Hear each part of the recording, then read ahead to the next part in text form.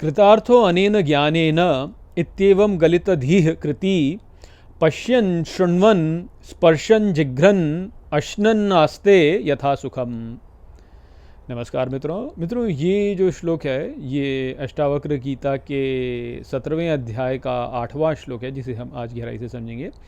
तो आइए सबसे पहले इसके अर्थ को समझते हैं। तो जो श्लोक है वो कहता है, कृतार्थो अनेन ज्ञानेन, अर्थात कृतार्थ हो जाने से इस ज्ञान द्वारा, इत्येवं गलितधीः कृति, अर्थात इस प्रकार धारणा को गलित करने वाला, पश्यन् शृण्वन् स्पर्शन् जिघ्रन्, अर्थात देखने में, सुनने में, स्पर्श करने में, सूंघने में, अश्नन् नास्ते यथा सुखम, अर्थात खाने में रहता है वैसे ही सुख में। तो यहाँ पर अष्टावक्र जनक महाराज से कहते हैं कि जब व्यक्ति इस ज्ञान के द्वारा कृतार्थ हो जाता है तो इस प्रकार से वह अपनी धारणाओं को गलित करने वाला हो जाता है, और धारणाओं को गलित करके वह सभी अवस्थाओं और परिस्थितियों में, अर्थात कुछ भी देखने में, सुनने में, स्पर्श करने में, सूंघने में या खाने में जो है वह वैसे ही सुख से रहता है। तो यहाँ पर जो मूल बात है वह यह ही है कि ज्ञान जब व्यक्ति प्राप्त कर लेता है तो वह समता को प्राप्त कर लेता है। तो देखिए, दो अध्यात्म में मूल स्तर पर दो बातें हैं, एक तो है प्रेम और दूसरा है ज्ञान। और ज्ञान जो है वह वैराग्य और समता से संबंधित है, और प्रेम जो है वह भाव से संबंधित है। तो दोनों परस्पर एक साथ जाते हैं वास्तव में। जब व्यक्ति अपने भाव को नियंत्रित कर सकता है तो अपने भाव को नियंत्रित करने के लिए उसको समता की आवश्यकता होती है। यदि सम नहीं रह सकता तो भाव को साथ में नहीं रख सकता। और सुख जो है वह, उसके भी दो रूप हैं। एक तो ज्ञान वाला रूप है जो कि सम सुख है, कि एक जैसा सुख चलता ही जाए, चलता ही जाए, चलता ही जाए। और एक प्रेम वाला सुख है जो कि निरंतर बढ़ता ही जाता, बढ़ता ही जाता, बढ़ता ही जाता है। तो यहाँ पर जो है, जो सुख हमको बताया जा रहा है वह समता वाला सुख है, ज्ञान का समता वाला सुख है, जो कि धारणा के गलित होने पर उत्पन्न होता है। और एक बार वह धारणा के गलित होने पर वह उत्पन्न हो जाए तो व्यक्ति अपने भाव को नियंत्रित कर सकता है, और भाव को नियंत्रित करके जो है प्रेम को प्राप्त कर सकता है। तो वो पूरी प्रक्रिया है वास्तव में। और यहाँ पर जो है हमको समता की प्राप्ति के विषय में बताया जा रहा है कि जब व्यक्ति ज्ञान को प्राप्त कर लेता है तो समता को प्राप्त कर लेता है। और ज्ञान क्या है, जैसे कि मैं आपको पहले भी कई बार बता चुका हूँ कि कोई भी ज्ञान नहीं है, वह ही वास्तव में ज्ञान है। तो ज्ञान कैसे होता है कि हम धारणा बनाते हैं ना, हम संसार को देखते हैं और संसार के प्रति हमें एक धारणा बनाते हैं। हम ये बोलते हैं कि ये ऐसा है, ये अच्छा है, ये बेकार है, ये श्रेष्ठ है, ये अश्रेष्ठ है। तो ये धारणा बनाना होता है। तो जो अपनी सभी धारणाओं को गलित कर देता है वह ही वास्तव में ज्ञानी है।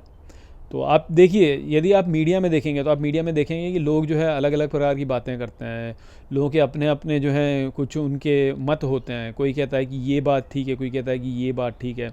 आप समाचारों में देखिए तो लोग यही कहते हैं कि ये बात ठीक है, वो बात ठीक नहीं है। और अलग अलग मत वाले लोग जो हैं अलग अलग बातें करते हैं। ठीक इसी प्रकार से धार्मिक संप्रदाय में भी अलग अलग मत होते हैं कि ये ठीक है, ये ठीक नहीं है। और आप यदि अपने कार्यालय में देखें तो कार्यालय में भी आप देखेंगे कि किसी क्रिया को करने के लिए लोगों के अलग अलग मत होते हैं।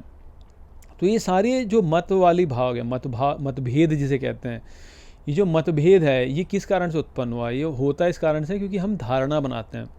हम ये सोचते हैं कि ये ठीक है और ये ठीक नहीं है, इस प्रकार से श्रेष्ठ होगा, इस प्रकार से श्रेष्ठ नहीं होगा। तो ये जो धारणा होती है ये वास्तव में हमको फंसा देती है, ये हमको सम नहीं रख पाती। क्योंकि जब हमारी धारणा के अनुकूल कुछ होता है तो हम प्रसन्न होते हैं, और जब हमारी धारणा के प्रतिकूल कुछ होता है तो हम अप्रसन्न हो जाते हैं, हम उद्विग्न हो जाते हैं। तो इस कारण से जो है समता नहीं रहती कि कोई यदि आपकी धारणा के अनुकूल कार्य करेगा तो आप उसको अच्छा मानेंगे, अरे ये तो बढ़िया है मेरा। जैसे एक पिता है, पिता का कोई पुत्र यदि जो है उसकी सेवा करता है तो पिता के लिए वह पुत्र जो है अच्छा हो जाता है, पिता उससे प्रेम करता है। परंतु यदि कोई पुत्र जो है वह अपने पिता की जो बात है उसकी अवहेलना करता है, उसके विरुद्ध जाता है, तो ऐसा पुत्र फिर जो है पिता के लिए अप्रिय हो जाता है। तो ये धारणा होती है, धारणाओं के कारण ऐसा होता है कि व्यक्ति ऐसा हो जाता है। तो जो पुत्र आज्ञाकारी होता है उससे सुख प्राप्त होता है व्यक्ति को, और जो अवज्ञा करता है उससे दुख प्राप्त होता है व्यक्ति को। तो समता नहीं रहती है व्यक्ति में, समता नहीं रहती है।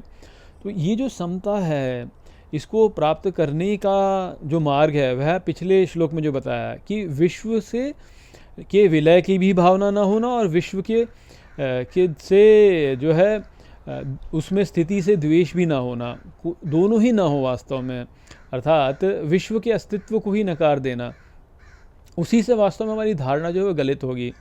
जब हम कोई भी मत बनाते हैं तो उस मत को यदि हम खारिज करते हैं, बोलते हैं कि ये मत जो है ये है नहीं, ये नहीं है वास्तव में, तो वास्तव में हमारी स्थिति जो है वो स्वरूप में होगी। तब हमारी स्थिति स्वरूप में होगी कि हम किसी भी धारणा से स्वयं को जोड़े नहीं कि ये ठीक है और ये बेठीक है, इस प्रकार की बात ना हो हमारे भीतर। तभी जो है विश्व का विलय होगा। विश्व जो है उसका अस्तित्व ही वास्तव में धारणा के कारण है। हमने धारणाएं बनाई हुई हैं, हमने मतों को पकड़ा हुआ है। और ऐसा नहीं कि मतों ने हमको पकड़ा, नहीं, हमने मतों को पकड़ा हुआ है।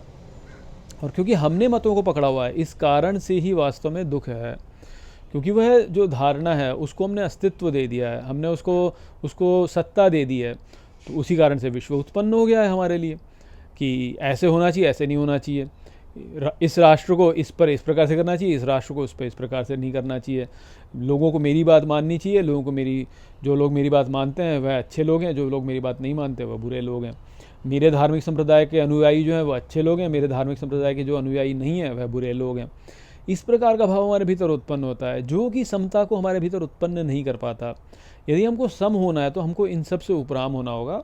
हमें यही बोलना होगा कि इन सब का कोई महत्व नहीं है, ये वास्तव में है ही नहीं। और ये हो भी कैसे सकते हैं आप सोचिए। कोई भी धार्मिक संप्रदाय क्या सदा चल सकता है? नहीं चल सकता, उसमें परिवर्तन होगा ही होगा।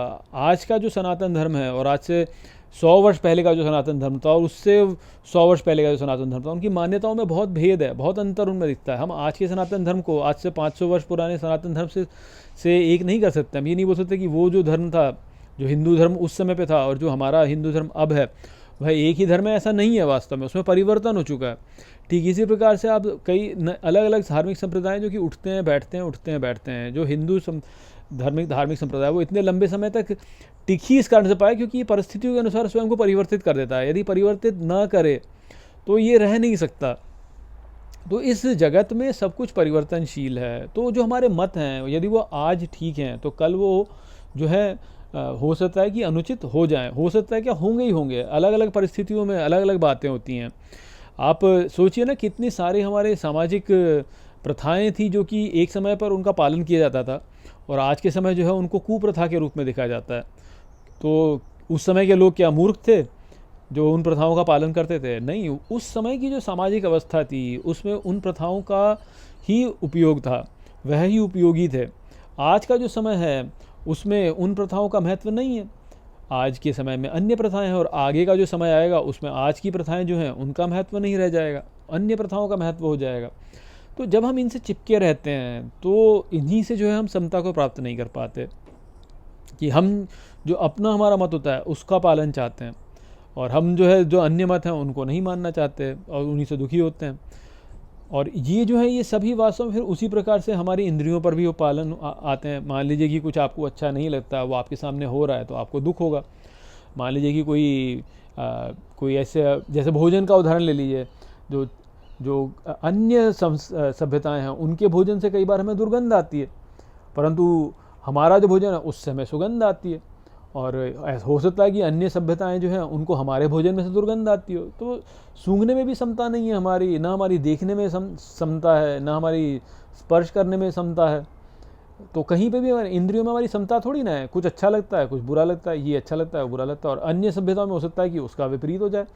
कोई एक सभ्यता किसी एक मान्यता को ठीक मानती है, कोई अन्य सभ्यता किसी अन्य मान्यता को ठीक मानती है। और ये अन्य मान्यताएं क्यों ठीक मान रहे हैं? क्योंकि अलग अलग सभ्यताएं जो हैं वो अलग अलग पर्यावरणों में उनका विकास हुआ है। तो इस कारण से ऐसा होता है। जिस प्रकार का भोजन हमें स्वादिष्ट लगता है, अन्य सभ्यता वाले भोजन को नहीं वाले व्यक्ति को नहीं लगता वो स्वादिष्ट, उसको उसकी सभ्यता वाला भोजन स्वादिष्ट लगता है। अब हम बोलें कि नहीं जी सबको जो है हमारे जैसा ही भोजन कहाँ प्राप्त करना चाहिए, तो ऐसा हो नहीं सकता। और यदि ऐसा नहीं हो सकता तो उससे हम अपने लिए क्या उत्पन्न करते हैं? दुखी उत्पन्न करते हैं। तो इसलिए यहाँ पे जो है अष्टावक्र कह रहे हैं कि जो व्यक्ति इन अपनी सभी धारणाओं को गलत कर चुका है वह फिर सभी अवस्थाओं में सम रहता है। और यह ही वास्तव में ज्ञान है। वास्तविक ज्ञान यह ही है कि कोई ज्ञान जो है इस संसार में ठीक नहीं है। संसार का अस्तित्व ही वास्तव में नहीं है। संसार में सब कुछ परिवर्तनशील है, कभी आता है कभी जाता है, आता है जाता है। तो जो भी कुछ अभी है वह आगे नहीं रहेगा, और क्योंकि वह आगे नहीं रहेगा इसलिए उसको पकड़ने का कोई औचित्य नहीं है। हम उसको पकड़ें, उसमें हमें हमारा कोई लाभ नहीं है, उससे हमें केवल हानि ही होनी है। अभी हमने उसको पकड़ा हुआ है, मान लीजिए अभी हमें सुख देता है, आगे चल के नष्ट होगा तो हमको दुख देगा। तो इसलिए कुछ भी हम यदि पकड़ते हैं तो वो आज यदि सुख दे रहा तो कल दुख देगा, और जो हमें आज दुख दे रहा है हो सकता है कल सुख दे दे। तो इसलिए इन सब चक्करों में कुछ पड़ा नहीं है। यही वास्तव में असली ज्ञान है। वास्तविक ज्ञान यही है कि किसी भी ज्ञान पर अपने आप को जोड़ करके ना रखना, सभी इन धारणाओं से स्वयं को उपराम कर लेना। तो वो जो व्यक्ति होगा वह अपनी इंद्रियों में सम हो जाएगा। सब कुछ देखने में, सुनने में, सूंघने में, खाने में, भोगने में, पीने में, खाने में, सब में जो है वह सम रहेगा। और जब वो समता को प्राप्त करेगा तो अपने वास्तविक सुख को प्राप्त करेगा, अपने वास्तविक स्वरूप में अपने समता वाले आनंद को प्राप्त करेगा। और उस आनंद के ऊपर फिर वह अपने भाव से, अच्छे श्रेष्ठ भाव से, भक्ति के द्वारा जो निरंतर बढ़ने वाला आनंद स्वरूप है, जो निरंतर बढ़ने वाला आनंद है, भक्ति का आनंद, प्रेमानंद जो है, उसको प्राप्त कर सकता है। तो वो यहाँ पर संदेश था। आशा करता हूँ कि मैंने इस श्लोक को आपको अच्छे से समझा दिया होगा। चलिए इसी के साथ इस वीडियो को यहीं पे समाप्त करते हैं। नमस्ते।